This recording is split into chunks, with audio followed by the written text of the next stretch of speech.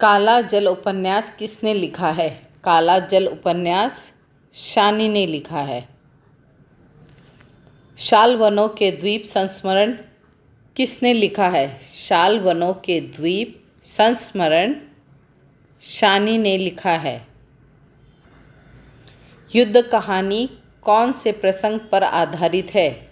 युद्ध कहानी कौन से प्रसंग पर आधारित है? भारत पाक युद्ध प्रसंग पर आधारित है। 1965 भारत पाक युद्ध प्रसंग पर आधारित है। वसीम रिजवी कौन था? वसीम रिजवी कौन था? वसीम रिजवी सरकारी दफ्तर में कर्मचारी था। सरकारी दफ्तर में कर्मचारी था। राष्ट्रीय मुस्लिम संघ के प्रेसिडेंट कौन चुने गए? राष्ट्रीय मुस्लिम संघ के प्रेसिडेंट हामिद अली चुने गए। मैं क्या बेईमान हूँ जो ईमानदारी का सबूत पेश करता फिरूं? ऐसा कौन कहता है? ऐसा वसीम रिजवी कहते हैं। वसीम, मैं बराबर यही कहता रहूँगा कि नाइंसाफ़ियों को लेकर मातम करना आज ऐसा ही है जैसे आदमी की मौत पर सिर पटकना। क्या तुम समझते हो कि अपनी बच्चों जैसी जिद से लड़कर तुम ऐसी दुनिया से जीत जाओगे जो युद्ध से कहीं ज़्यादा क्रूर है? यह उद्गार किसके है?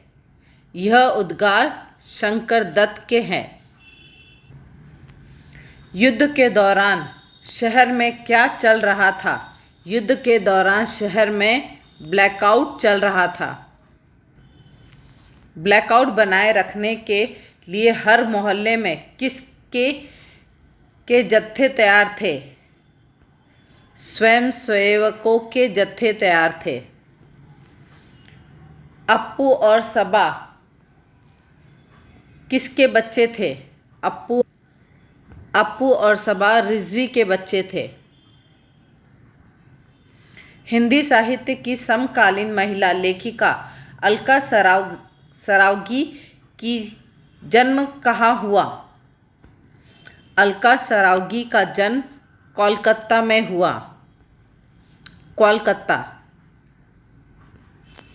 अलका सरावगी का पहला उपन्यास जिसे 2001 में साहित्य अकादमी पुरस्कार प्राप्त हुआ, कलिकथा वाया बाईपास। लेखिका ने किसे पत्र लिखा? लेखिका ने मिसेस डिसूज़ा को पत्र लिखा। लेखिका ने मिसेस डिसूज़ा को पत्र लिखा। पार्क में जो गरीब बच्चे खेल रहे थे उनके कपड़ों का रंग बदरंग या मटमैला? उनके कपड़ों का रंग बदरंग मटमैला था। सुष्मिता गुप्ता के मतानुसार हम अपने बच्चों को सब कुछ देकर और सब कुछ सिखाकर हर तरह से तैयार करना चाहते हैं ताकि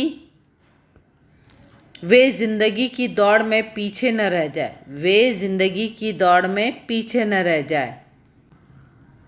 सुष्मिता गुप्ता की कौन सी सहेली अपनी माँ के सैनिक अनुशासन में पल कर बड़ी हुई? आभा। मिसेस डिसूज़ा कौन थी? मिसेस डिसूज़ा स्कूल की प्रधान अध्यापिका थी। प्रधान अध्यापिका थी। छायावाद के प्रमुख आधार स्तंभों में से एक है। छायावाद के प्रमुख आधार स्तंभों में से एक सूर्यकांत त्रिपाठी निराला जी है। सूर्यकांत त्रिपाठी निराला जी। स्नेह स्वप्न में मग्न होकर जूही की कली कहाँ सो गई थी? स्नेह स्वप्न में मग्न होकर जूही की कली विजन वनवल्लरी पर सो गई थी। विजन वनवल्लरी पर। शुभ्र कोमल तनु तरुणी किसे कहा गया है? शुभ्र कोमल तनु तरुणी जूही की कली को कहा गया है? जूही की कली। पवन को किस नाम से बुलाया गया है? पवन को मलयानील के नाम से बुलाया गया है। मलयानील, मलयानील। उपवन, सरसरित, गहनगिरी, कानन कुंज, लता पुंजों के को पार कर पवन कहाँ पहुँचा? पवन जूही की कली के पास पहुँचा। जूही की कली के पास पहुँचा। जूही को प्रिय के आगमन का पता क्यों न चला?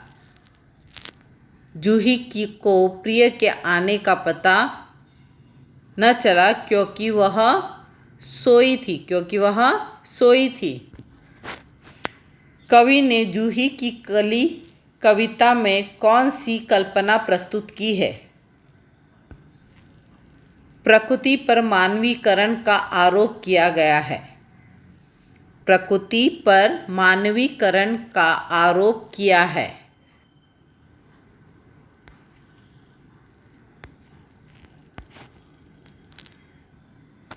जूही की कली और पवन को कवि ने किस रूप में प्रस्तुत किया है? कवि ने जूही की कली को नायक नायिका के रूप में प्रस्तुत किया है। यहाँ पर नायिका जूही है और नायक पवन है।